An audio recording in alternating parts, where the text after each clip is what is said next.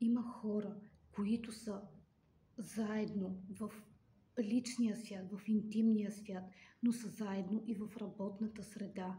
Това не е случайно.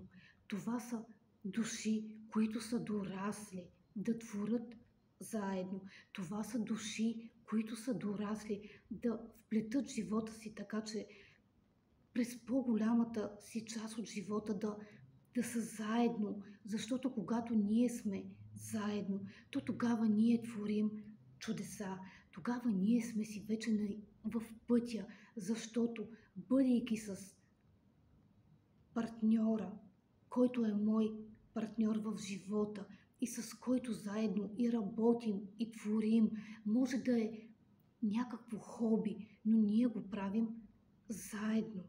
То тогава ние се развиваме и в духа.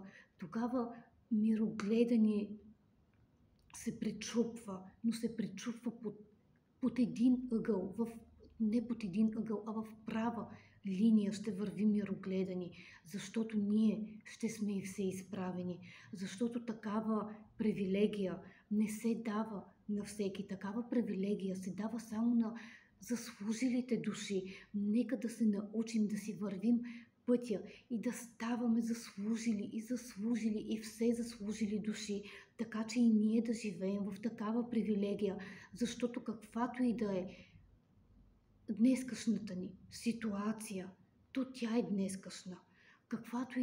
Каквато и да е днескашната ни ситуация, що ние полагаме усилия и полагаме ден подир ден Бого усилия, то тогава ние ще случим, то тогава тази привилегия ще се влее в нас, за да един човек живее в привилегия, той трябва да привнесе тази енергия в себе си.